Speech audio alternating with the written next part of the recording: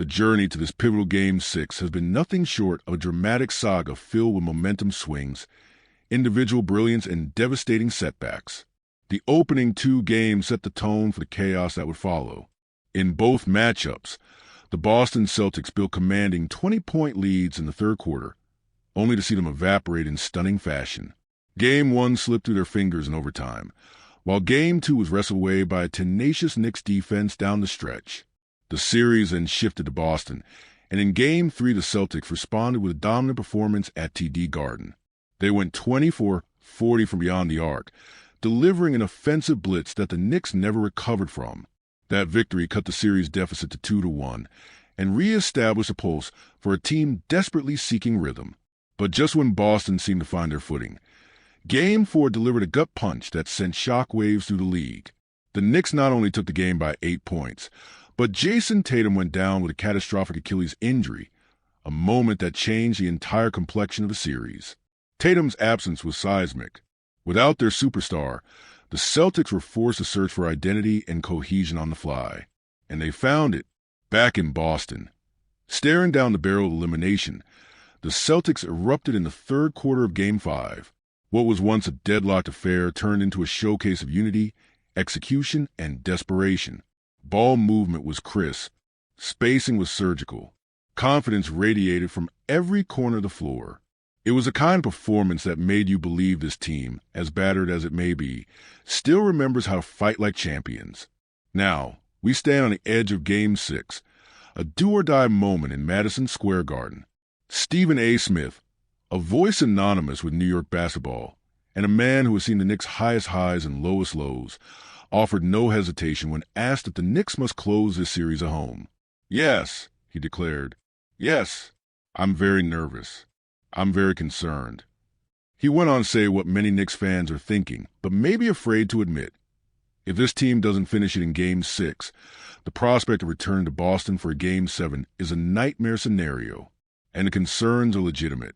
The Celtics, for all their adversity, looked liberated without Tatum. For the first time in nearly 2 seasons, they shared the basketball like a team possessed.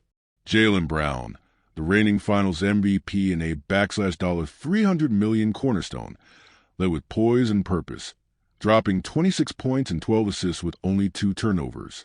But it wasn't just Brown. Luke Kornet, a player who started only a handful of games in his career, transformed into a force of nature.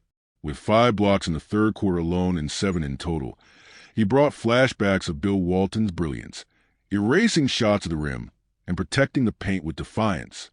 Even more alarming for New York is that Boston's resurgence wasn't reliant on one hero. Derek White was surgical from 3, drilling 7 triples, 4 which came in the opening half.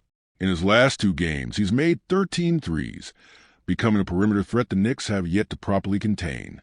Peyton Pritchard's energy was electric, and the Celtics' depth was on full display. The Knicks, in contrast, looked disjointed at times. Transition defense was porous. Rotations were slow. Despite flashes of intensity, they lacked the cohesion that had defined their early series success. And with the Celtics shooting the ball as efficiently, defensive lapses will be punished mercilessly. Historically, the weight of expectation in Madison Square Garden is enormous. It has been 26 years since the Knicks last closed out a playoff series at home. That drought adds gravity to every possession in Game 6. New York has waited for this moment, a chance to return to the Eastern Conference Finals, to reclaim relevance on the league's biggest stage. This opportunity cannot be squandered. Julius Randle must impose his will. Dante DiVincenzo, whose acquisition has quietly paid dividends, must rise again. But perhaps no one's performance is more critical than that of Mikal Bridges. The man acquired for a king's ransom, 5 first-round picks for unprotected, must validate the faith placed in him. The spotlight is his now.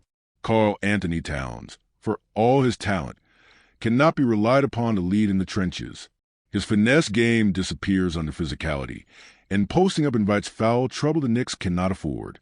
This is a defining moment for New York, and Stephen A. didn't hold back on what's at stake. Forget the conference finals. Forget the finals. We've got to win this damn game. Game 6. The New York Knicks have to win, he emphasized. You do not want to be in Boston for Game 7. Got a better chance of wrestling an alligator. That's the kind of hyperbole that only becomes truth in playoff basketball. The Celtics, galvanized by the loss of their star, have rediscovered their edge. They've logged more basketball than almost any team in recent memory. Deep playoff runs, finals heartbreak, and eventual triumph. Now, they're fighting not just to stay alive, but to honor the brother they lost in battle. Jaylen Brown is not just a scorer now. He's a leader. His voice, his presence, his urgency, these are the intangibles lifting Boston. But New York? They must meet that fire with fire. This moment isn't just about execution. It's about heart. Everybody isn't built for this. The pressure, the noise, the garden rocking like it hasn't in decades. Only those made for the moment will thrive. And if the Knicks can't seize this moment, if they allow this series to slip back to TD Garden, they may find themselves overwhelmed by a team that knows exactly how to win when it matters most. So here we are, Game 6, season on the line, legacy on the line. For Boston, survival. For New York, salvation. This isn't just another playoff game. This is a reckoning.